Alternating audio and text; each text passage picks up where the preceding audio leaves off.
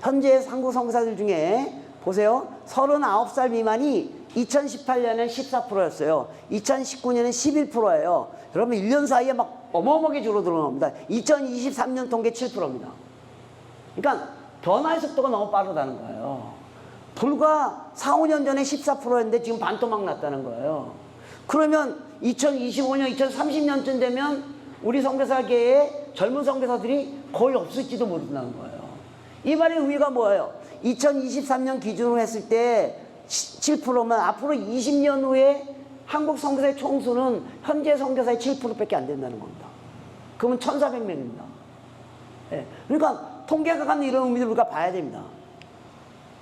그 다음에 대부분의 선교사들이 교회 후원으로 지금 사역하고 있어요. 문제는 뭐냐면 교회 후원이 점점 내려가고 있다는 겁니다. 여러분도 어떤지 모르겠습니다. 네. 그럼 선교사는 앞으로 어떻게 사역할 것인가? 또 그 다음에 또 한 가지는 후원을 하긴 하는데 실제 깊은 관계를 요구하는 그런 게 동등한 관계라는 게 58%고요. 후원만 하고 다른 것은 도와주지 않는다는 게 31%입니다. 예. 그 다음에 이런 게 이제 중요한 통계입니다. 선교사들이 자기들이 직접 한 말입니다. 자기가 선교지에 오기 전에 선교지가 어떤 데인지 전혀 파악하지 못하고 온 사람이 3분의 1이라는 겁니다. 그러니까 한국에서 나간 선교사 중에 3분의 1이 내가 그 지역에 어떻게 사역할 거고 어떤 전략적인 걸 갖고 간 게 아니라 그냥 간 거라는 겁니다. 예, 3분의 1. 이거 선교사들이 한 말입니다. 예. 그래서 3명 중에 1명이 선교지를 이동할까라는 생각을 하고 있다는 겁니다. 예. 또 우리 주의사 교회가 직사역이죠. 예, 보시면 예, 뭐 다 아시는 내용이고요. 예. 그래서 선교사에게 가장 필요한 게 현지인 교육. 그래서 현지인 제자 훈련을 시킬 수 있는 자료들이 너무너무 부족하다. 예. 그래서 손에 잡히는 도구가 없다. 예. 그리고 재정적 지원 뭐 이런 건 다 아시는 내용이고. 예. 그다음에 30대, 40대보다 50대가 제일 취약합니다. 그러니까 개인 생활의 균형에서도 50대가 제일 만족도가 떨어지고요. 배우자와의 관계에서도 50대가 제일 만족도가 떨어져요. 또 자녀와의 관계 속에서도 50대가 제일 만족도가 떨어져요. 60대 그 이상은요, 나름대로 자기네끼리 성취를 했다는 거예요. 뭐 센터도 있고, 뭐 자기도 있고, 사역적 성취도 있고, 막말로 노후 자금도 이렇게 보니까 좀 있는 것 같고. 근데 40대 말부터 50대는 여전히 유교적 생각이 있어가지고 그 60대가 하라는 대로 열심히 순종하고 절로 가라 그러면 절로 가고 여기 가면 여기 가고 그래서 막 이러지도 못하고 저러지도 못하고 그러고 있었다는 거예요. 그리고 자기네가 30, 40대를 보니까 얘네들은 지네 맘대로 하는 거예요. 그러니까 위에는 받들어야 되고 밑에는 말 안 듣고. 그래서 이 40대 말부터 50대를 왜냐면 이분들이 한국 선교의 허리잖아요, 사실은. 예. 고기가 잘 움직여져야지만 이게 제가 봐도 이 문제가 있더라고요. 예. 그 다음에 선교 사역 중에 컨설팅을 받은 사람이 16%밖에 없는데 그 대부분이 컨설팅을 받아본 적이 없다는 거예요. 그런데 받았는데 무지무지 도움이 됐다는 겁니다. 예. 그래서 선교사들이 컨설팅을 좀 받는 게 좋겠다. 예. 이게 이 사람들의 레코멘데이션입니다. 예. 그래서 컨설팅이라는 말은 다 단순히 뭐 이래라 저래라 그런 게 아니라 제가 얘기했지만 선교사들끼리 모여서 대화를 많이 해야 됩니다. 그게 컨설팅입니다. 대단히 죄송합니다. 이렇게 선교사들끼리 모여서 우리 한국 선교사들 모여서 그 선교사 수련회 이런 거 많이 하잖아요. 예.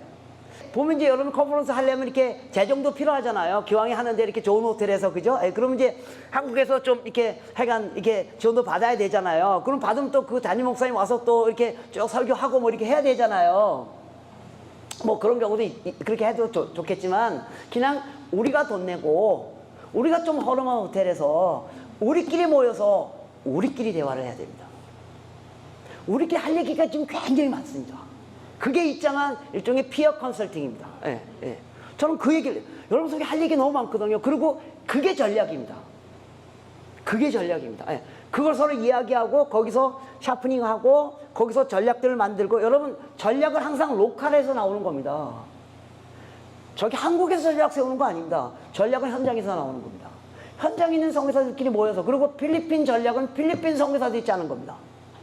예, 여러분들끼리 모여서 서로 얘기하고 대화하고 또 그러면서 거기서 전략이 나와요. 그래서 그 컨설팅이 저는 필요하다고. 그래서 각 지역마다 너무너무 감사한 게 한국 선교사회가 만들어져 있잖아요. 이 선교사회가 펠로십도 좋습니다. 예. 이 선교사 펠로십이 러닝 커뮤니티가 돼야 됩니다. 학습 공동체가 돼야 된다는 겁니다. 예. 저는 어디 가든지 제발 현장에 있는 선교사들 경우서 학습 공동체를 만드십시오. 그래서 몇 군데 생긴 데가 있습니다. 예. 그게 꼭 필요하다고 생각합니다. 예. 그 다음에 한국 선교의 문제들, 그 선교사들이 말하는 거예요. 성과주의, 외형주의적 선교. 선교사들이 이 말을 하면서도 여기서 못 벗어나는 이유는 뭘까? 이걸 여러분들이 고민하셔야 됩니다. 왜 우리 스스로 성과주의적으로 외형적으로 하는 선교가 문제라고 말하면서 우리 가운데 계속 그런 일이 일어나는 이유가 뭘까? 그걸 여러분들이 고민하셔야 됩니다. 예. 선교사들이 현지 문화와 현지인에 대한 이해와 존중이 부족하다라고 선교사들이 말하고 있다니까요. 그럼 우리는 왜 자꾸 그러는가? 그걸 여러분들이 스스로 고민하셔야 됩니다. 예. 그래서 선교사들이 이런 게 너무 아쉬운 거죠. 선교사들이 한국 선교의 미래가 없다라고 말하고 있다는 겁니다.